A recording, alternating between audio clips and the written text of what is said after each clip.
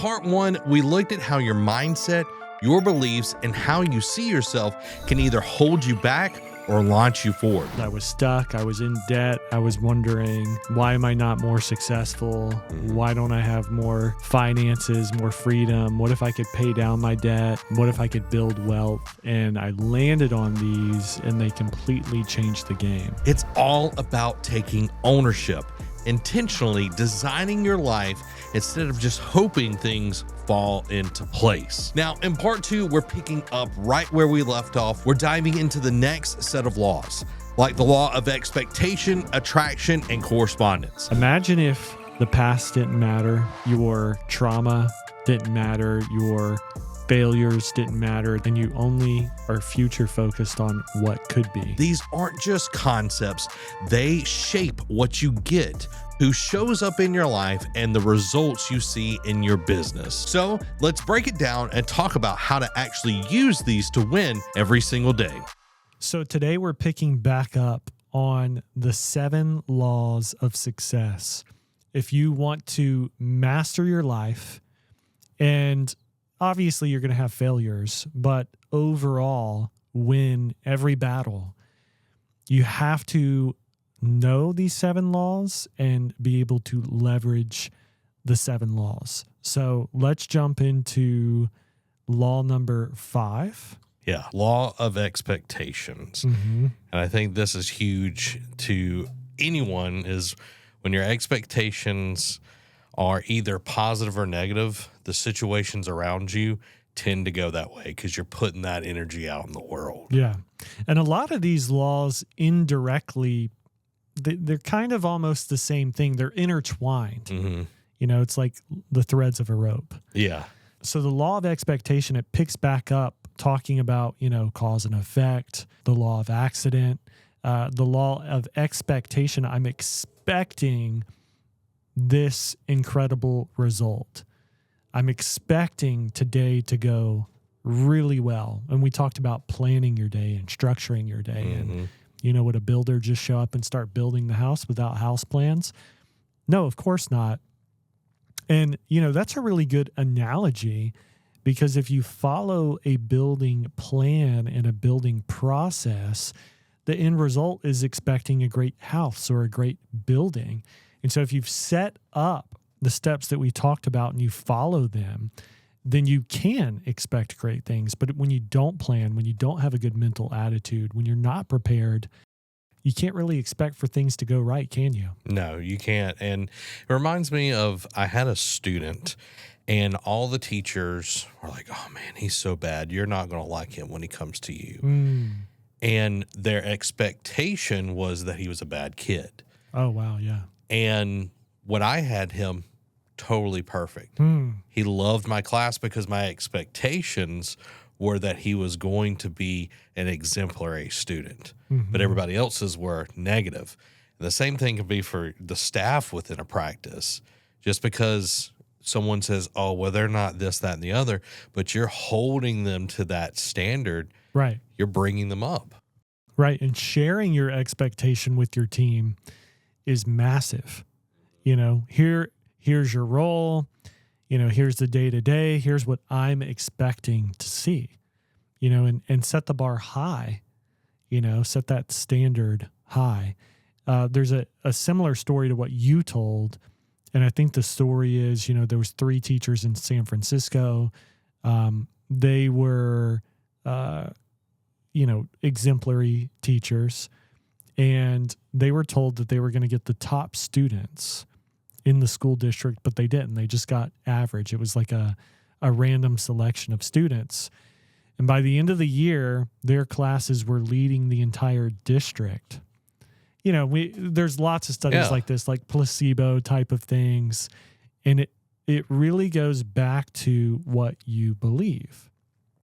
Look at how kids talk about their drawings or their art project, and it's like this wild belief, and they don't know that can't happen, so their expectation is much more creative and vibrant. And I think using that energy, maybe, but being somewhat realistic, right? But if you don't have an expectation, it's kind of like not having vision. Mm-hmm. And without vision, the people perish. Yeah. Like, I kind of want to put it on our doctors. If you expected 2 more patients to just simply start tomorrow morning, what kind of energy would you bring into the practice? How would that feed into your team every time they picked up a phone, every time they greeted someone, because you are putting that expectation out? And it can be starting with something practical. I was talking to an orthodontist and they ran 30-minute consults and they only had 4 per day. And I said, well, let's add 8. And they said, well, we don't need to add 8 because sometimes we don't fill up 4. And so I said, let me look at the schedule. And of course, the 4 were over various times of day. They weren't around prime time. So the 2 prime time spots would fill up. And then people wouldn't want the other slots and say, oh, I'll just book for later this week. So what we did is we added more, since they're only 30 minutes, around prime time areas, in early morning and then after school, like 3 to 5, is prime time. Oh. So we kind of stacked them that way. And I called him back 2 weeks later and he said, yeah, now we're averaging, instead of doing, 2 to 3 consults a day, we're doing 4 to 6, just because we have more availability around the appointment times. In this case, it's new patients where they would want to come in. And so do the practical thing, like rearranging your template or schedule, and also shift your expectation. Because I've talked to a lot of people now, to give this doctor credit, he actually did it. Yeah. He went out on a limb. He said, okay, we're going to try it. It worked. A lot of people still say, no, I want to wait till we need to. I want to wait till there's a problem. Yeah. Well, the problem may never come because you haven't done the work to create the problem. Mm-hmm. And sometimes problems are good and more opportunistic, because not being able to fit people in, well, that's a good problem to have, but how's that actually work? Yeah. Are you just randomly going to get busy enough to one day, and maybe some people do, but why not just make it more available to people now, today? Yeah, and it's more attractive, which brings us into the law of attraction. And when you are putting out who you are, what you are, you're going to attract the kind of people you want to be around. Well, hopefully. I heard a quote the other day: to attract your audience, you have to be attractive. And I think we should dig in there. How many people watching or listening? I'm not just talking about your physical appearance. Certainly, I do think that matters. Looking good, looking clean, good hygiene. How's your brand look? Has your brand had a facelift? Does your brand look vibrant? Does your brand look inviting? Are you positioned well? Are you using the right pain points or selling propositions that resonate with your potential patients? How attractive do you look to them? It can't just be, I do the best treatment, I'm the best orthodontist, I have the best finishes, because a lot of prospective patients don't understand that. Mm-hmm. They understand websites. They understand looking at your Google business profile. They understand looking at reviews, watching testimonials, seeing your Instagram page, seeing you in the community. Did they come to my school? Did they give away water bottles? Do they have an irresistible offer? Are they more affordable? All these things I'm talking about make you more attractive. Yeah, and it's even to the point where, is your building, your actual practice attractive? Great point. When you pull into the parking lot, is there trash all over it?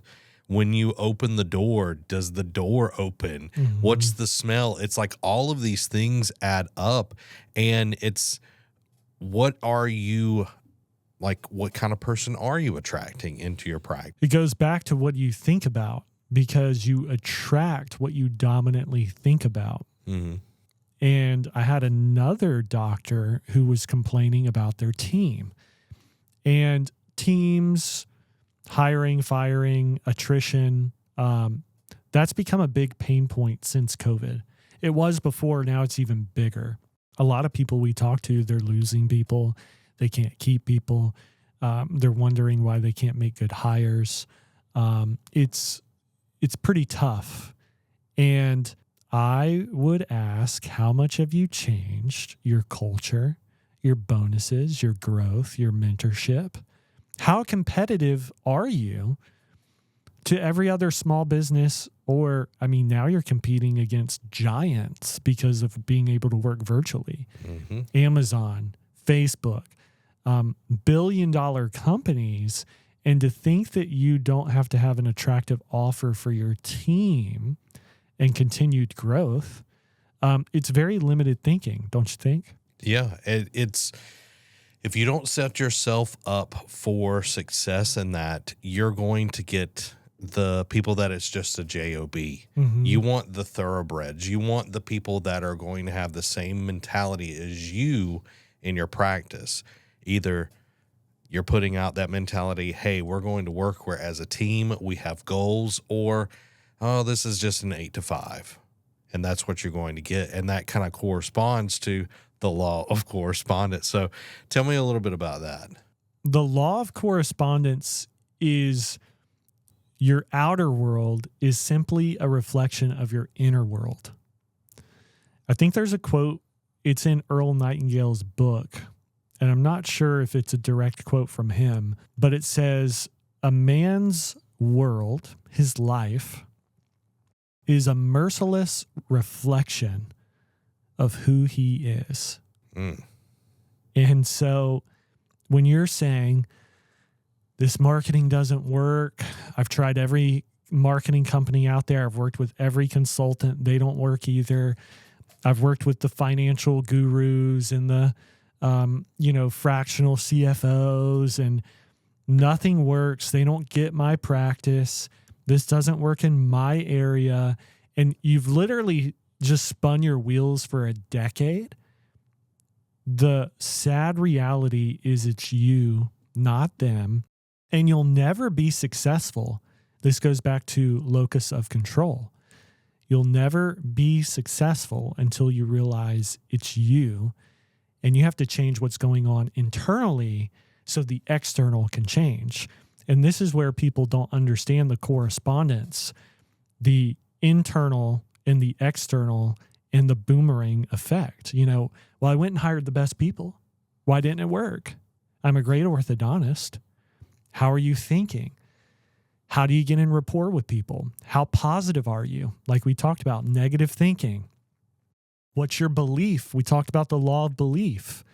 And Henry Ford, which I think stole this from, I think maybe it's Socrates or, one of those people, which is if you think you can or you think you can't, you're probably right. Mm-hmm. And it sounds silly. It really does, because it's like, could it really just be my mindset? Could it really just be my positive mental attitude? Could it really just be my belief? Could it be my energy? And I hate to say it, I really wish that you could just hire yourself out of a hole. Yeah. But you can't, or pay yourself, or we've heard the term, just throw money at it. Mm-hmm. It does not work. You attract who you are, and that merciless reflection, it's going to haunt you until you really decide to fundamentally change. The question I got here for all of our doctors watching, when you walk through your practice, where does the environment mirror the mindset you're carrying around? That's good. Yeah. It's like, what about your front desk? Like, are they mirroring the mindset that you had? Is your clinical assistants? This is really good. So if you want someone to be in a certain state or on a certain level, you have to first be there, right? It's kind of like you can't pull someone out of a hole unless you're on higher ground. Mm-hmm. It's the same concept. And again, these things sound so silly because they're stupid simple. And because orthodontists and dentists are so smart, it must be more complex. Mm-hmm. It isn't. If you get anything, you should get what we're talking about right now. Yeah. Getting out of that crab in a bucket mentality where you're just pulling and you're getting pulled down. So my question for everybody is, if your local newspaper printed out your inner thought as the headline, what would it say? That's good. So make sure your inner monologue is where you want to go. You're putting that journey, that goal, instead of the what ifs, the pain points, all of that. You can get. They did it. It's their problem. It wasn't me. Yeah. I'm not to blame. You're don't be in that victim mentality. It's so easy. It's comfortable because you're not taking the blame. So I'll say it a different way. Someone recently told me, one of my mentors, and they're, I think, a genius, of course. That's why they're my mentor. They put it like this. Everyone is not in congruence with who they really are. And they proved the point by saying, if you could take every thought in someone's brain and imagine it was like the cartoon and it just bubbled out of your brain, how terrified would you be of people reading that? So if we put ourselves in the staff shoes, what are their thoughts about you truly as their boss, as the owner, their direct report, the person over operations, the office manager? What are you thinking about them? What's your bubble? You know, what comes up when you see Sally at the front desk, or your TC didn't sell the case right? You know, what are you saying about them internally? And you're only able to be in congruence when your thoughts match what you actually are comfortable saying, you're comfortable with people knowing. So if you get to the point where every thought could turn into a cartoon bubble and you'd feel good about it and it'd be positive on the people around you, and there may be some hard truths, of course. I think to help people have breakthroughs, you do have to have hard conversations, 100%. But again, is it gaslighting people? Is it negative? Is it destroying them internally? You know? And it was very convicting, isn't it? Because you're like, oh, I'm over here thinking about it. Right? And what if people did know your thoughts? What if people got your text and went through your phone? Yeah. And like you're trashing them on a text thread, but at face value, hey, how's it going? That is how out of congruence you are, which has a massive effect on all these laws, right? Because just to go back to the law of expectation, if you have a certain expectation for someone, but behind the scenes you're tearing them down, in your mind you're tearing them down, your subconscious is going to overpower your expectation, don't you think?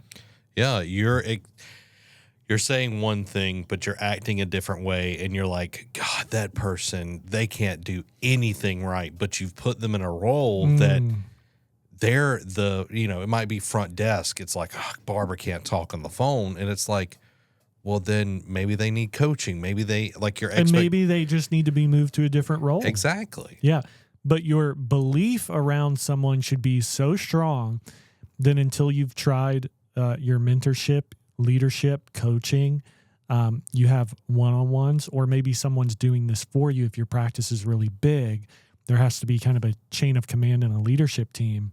But to be so naive that you think you can hire someone, give them a handbook, show them one time or tell them one time, and they go do it. I mean, I have been coaching our sales team for years, for 6 years. I had a great coaching session this morning, and most of it's going back over the fundamentals. When the Green Bay Packers back in the day lost a game, it was Coach Lombardi. He would come in at certain practices and hold up a football and say, this is a football, right? It's back to the basics. And we've talked about this before. To train somebody on a new patient call script takes 2 full days of running the script. Role play, over different situations, different questions, but they go back to the same baseline and the same script. And just to seal this, we're talking about it over. I'm kind of beating a dead horse, but I want people to get it. I was watching SEAL Team 6 and the documentary about them getting ready for their mission.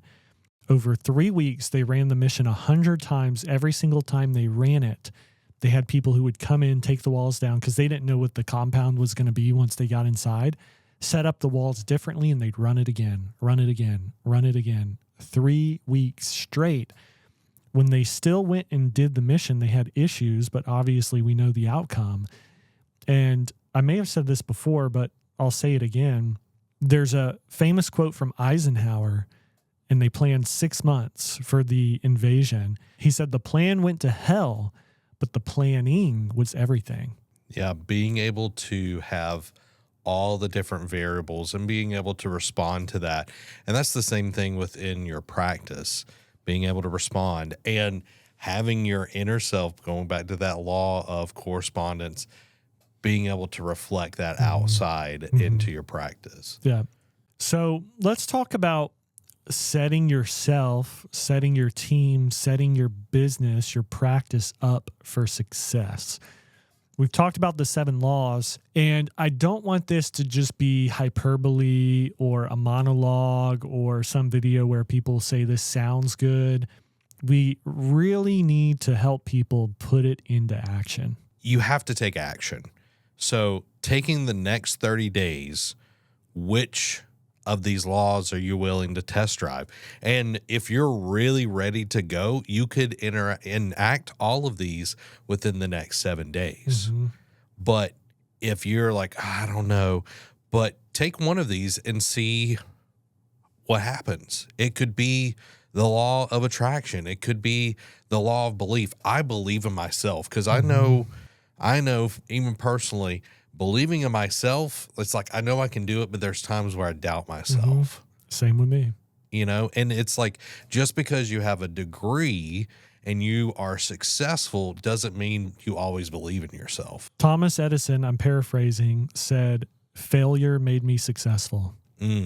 So what I'd like for you to do is, if you've written all these down or maybe you've typed them out, I'd like for you to read over the 7 laws every single morning for the next 10 days.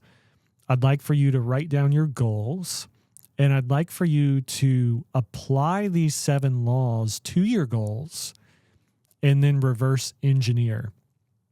If you want to hit 2 million, or you want to hit 5 million, or you want to hit 8 million, or you just want to optimize what's going on, you want to be more efficient, you want to cut down on the amount of appointments, whatever it is, what's that look like when you get there?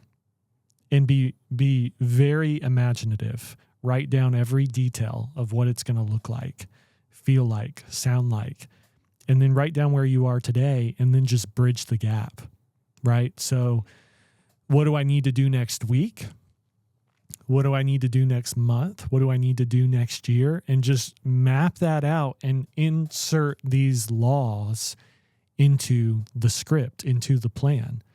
And if you're reading through these laws every day and maybe write down specifically how these laws apply to you, your thinking, your goals, your vision, then you should have a pretty good idea on how you need to practically and strategically apply the laws to your situation and your opportunity. So thanks for watching the 7 Laws of Success. If you want to learn more or want to see how our framework could maybe pair and partner with what you're already doing, book a call. There's a link below, and we'd love to speak with you.